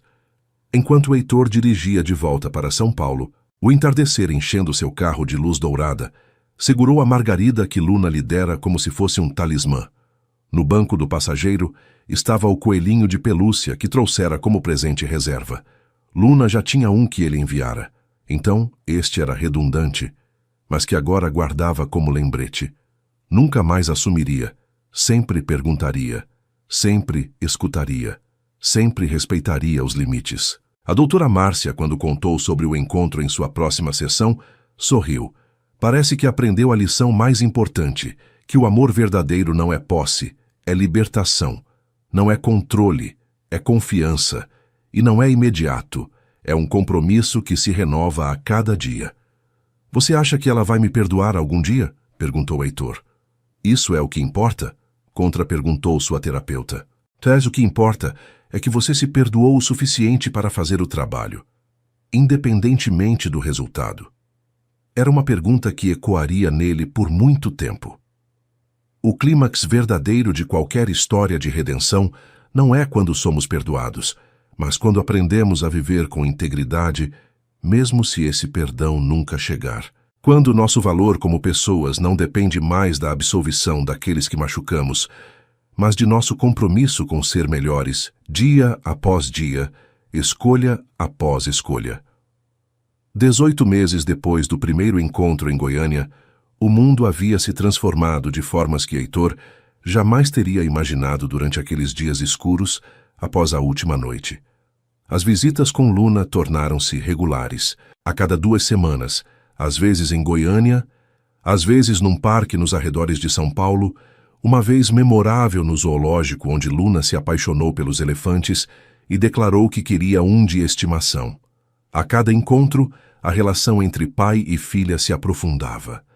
Agora, quando ele chegava, Luna corria em sua direção gritando "Papai!", um título que ela começara a usar sem que ninguém pedisse, simplesmente porque em sua inocência decidira que ele pertencia àquela categoria. As conversas entre Heitor e Luana também evoluíram. No começo, eram puramente logísticas, horários de encontro, necessidades de Luna, coordenação básica. Mas, gradualmente, com a confiança se construindo como uma estrutura frágil, mas cada vez mais sólida, começaram a compartilhar mais. Luana contou sobre seus planos de abrir uma consultoria especializada em microfinanças para mulheres rurais. O projeto com Matias despertara uma paixão que agora se convertia em carreira. Heitor compartilhou sobre seu trabalho contínuo em terapia, sobre sua relação reparada com Leandro, sobre sua decisão de vender metade de sua empresa para focar em projetos com impacto social em vez de simplesmente maximizar lucros. Uma tarde de dezembro, 3 anos depois daquela fatídica última noite, Heitor recebeu uma ligação inesperada de Luana. "Tenho uma inauguração de um projeto na minha cidade", disse sua voz carregando uma nota de nervosismo que ele aprendera a reconhecer. "Um centro comunitário que construímos com fundos de microcrédito. Tem uma celebração no sábado. Luna quer que você esteja lá. E eu também quero que venha." Era a primeira vez que ela estendia um convite ao seu mundo, não apenas para encontros neutros, mas para sua comunidade, sua vida real. "Adoraria", respondeu seu coração acelerando. No dia da celebração, Heitor dirigiu até o Mato Grosso com um tipo diferente de nervosismo. Não era o terror de ser rejeitado, mas a antecipação de cruzar um limiar significativo. Usava roupas simples, jeans e uma camisa de algodão, nada que gritasse sua riqueza, e levava um bolo de mandioca que fizera ele mesmo, um novo hobby que desenvolvera como forma de terapia e que se revelara surpreendentemente satisfatório. O centro comunitário era bonito em sua simplicidade. Paredes caiadas como as casas tradicionais, um pátio central com uma fonte, salões que serviriam como espaços para capacitação vocacional, cuidado infantil, reuniões comunitárias. As mulheres que tornaram isso possível estavam lá, seus rostos brilhando com orgulho e conquista. Luana movia-se entre elas com graça e autoridade, claramente respeitada e amada. Quando Luna o viu, saiu correndo de onde brincava com outras crianças. "Papai, você veio!" Abraçou-o com a força surpreendente de uma criança de 3 anos e meio. "Vem, tem que ver a horta que ajudamos a plantar." Enquanto Luna o arrastava pelo centro, explicando cada detalhe com o entusiasmo ilimitado da infância, Heitor sentiu algo se assentar em seu peito. Pertencimento. Não o pertencimento que vinha de posse ou controle, mas o pertencimento que vinha de ser genuinamente bem-vindo, de ter conquistado seu lugar através de ações consistentes e amor incondicional. A família de Luana o cumprimentou com cordialidade genuína. Sua mãe, Maria, deu-lhe um abraço apertado e sussurrou: "Você fez bem, meu filho. Fez bem." Seu pai, que fora o mais reservado, apertou-lhe a mão firmemente e assentiu com respeito. Caio, agora um engenheiro bem-sucedido trabalhando em São Paulo, mas visitando casa para a celebração, deu-lhe um tapinha no ombro. "Nunca pensei que chegaríamos aqui", admitiu Caio. "Mas você provou que as pessoas podem mudar quando estão dispostas a fazer o trabalho." Enquanto o sol começava a se pôr, Luana subiu num pequeno palco para fazer um discurso. Falou sobre o poder da comunidade, sobre como a mudança real vem de empoderar as pessoas, não de resgatá-las. Falou sobre segundas chances e sobre a importância de construir sistemas que sustentem as pessoas em seus momentos mais vulneráveis. Seus olhos encontraram os de Heitor na multidão. E por um momento, só um momento, pareceu que falava diretamente para ele. Todos chegamos a pontos de ruptura em nossas vidas. Momentos onde podemos escolher entre nos agarrar a velhos padrões que nos machucam ou ousar imaginar algo novo. Nem sempre é fácil. Na verdade, raramente é fácil. Mas o crescimento nunca é confortável. A transformação exige que morramos para versões antigas de nós mesmos para que algo melhor possa nascer. Depois do discurso, enquanto as festividades continuavam e música de viola enchia o ar, Luana caminhou até Heitor, que estava sentado num banco observando Luna dançar com outras crianças. "Posso?" perguntou, apontando para o espaço ao lado dele. "Por favor." Sentaram-se em silêncio confortável, o tipo de silêncio que só é possível entre pessoas que atravessaram fogo e emergiram não sem cicatrizes, mas vivas. "Você percorreu um longo caminho", disse Luana finalmente. Nós percorremos um longo caminho." Ela sorriu e desta vez foi sem reservas. "Sim, é verdade." "Posso te perguntar algo?" Heitor virou-se para olhá-la diretamente. "Você me perdoou. Não preciso que tenha feito, só preciso saber onde estamos." Luana considerou a pergunta cuidadosamente, como considerava tudo agora. com intenção e honestidade. O perdão é complicado. Não é um interruptor que se liga onde um dia você não perdoou e no seguinte sim. É um processo, como o luto. Fez uma pausa. Soltei a raiva? Sim. Encontrei paz com o que aconteceu? Em grande parte. Confio em você agora? Estou aprendendo dia a dia cada vez que você aparece para a Luna, cada vez que respeita meus limites, cada vez que demonstra que realmente mudou. E nós? Há alguma chance de um nós? Era a pergunta de 1 milhão, a que estivera suspensa entre eles durante 3 anos. Luana respirou fundo, olhando Luna que agora brincava com o avô, rindo sem inibição. O que tivemos antes era bonito, mas estava construído sobre fundações defeituosas. Ambos trouxemos nossos danos, nossas inseguranças, nossos padrões tóxicos aprendidos. E, eventualmente, isso desmoronou. Virou-se para olhá-lo.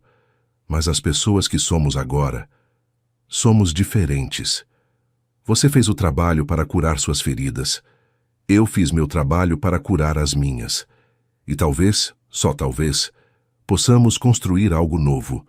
Não uma ressurreição do passado, mas algo completamente diferente, construído sobre fundações de respeito mútuo, comunicação honesta e independência saudável. O que isso significaria? Praticamente, significaria começar de novo. Encontros de verdade, nos conhecendo como as pessoas que somos agora, não como quem éramos. Significaria ir devagar, com Luna como prioridade sempre. Significaria que ambos mantenhamos nossa terapia individual e talvez, eventualmente, terapia de casal. Significaria que estejamos dispostos a terminar de novo se algum de nós voltar aos velhos padrões. Ela pegou sua mão, um gesto simples que significava tudo. Significaria escolher a cada dia estar juntos, não por necessidade ou dependência, mas porque genuinamente nos tornamos melhores um com o outro. Heitor sentiu lágrimas picando seus olhos, mas eram lágrimas de gratidão, não de dor. Eu gostaria de tentar, se você está disposta a se arriscar comigo de novo. Acho que estou pronta, finalmente. Luana apertou sua mão. Mas, Heitor, você precisa entender. Não será como antes. Não vou viver na sua sombra. Não serei seu segredo nem sua propriedade. Sou minha própria pessoa com meus próprios sonhos, e isso não vai mudar. Não gostaria que mudasse. A mulher que você é agora, a força que construiu, a vida que criou, é inspiradora. E tenho humildade suficiente agora para reconhecer que ter alguém assim na minha vida, não apesar de sua independência, mas por causa dela, seria o maior presente. Luna escolheu aquele momento para correr até eles, jogando-se no colo de ambos simultaneamente.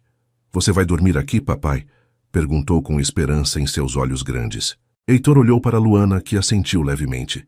Não hoje, pequena, mas em breve, muito em breve.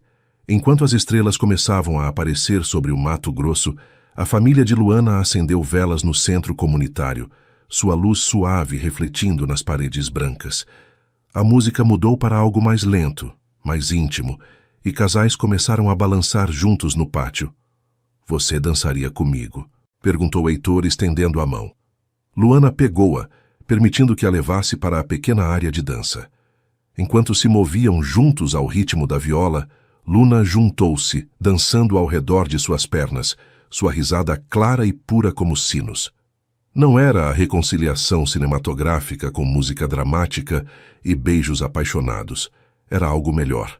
Real, conquistada, construída sobre verdade e trabalho duro. Era a compreensão de que o amor verdadeiro não é encontrar a pessoa perfeita, mas escolher crescer juntos através de imperfeições, escolher se curar juntos através da dor, escolher reconstruir mesmo depois que tudo desmoronou.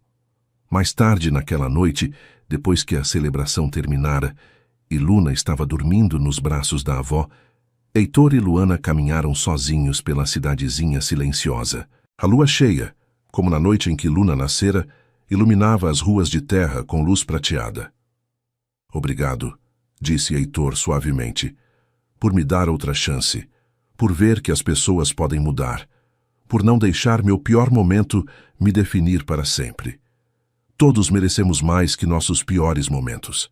Luana parou sob um pé de pequi antigo, sua silhueta recortada contra o céu estrelado.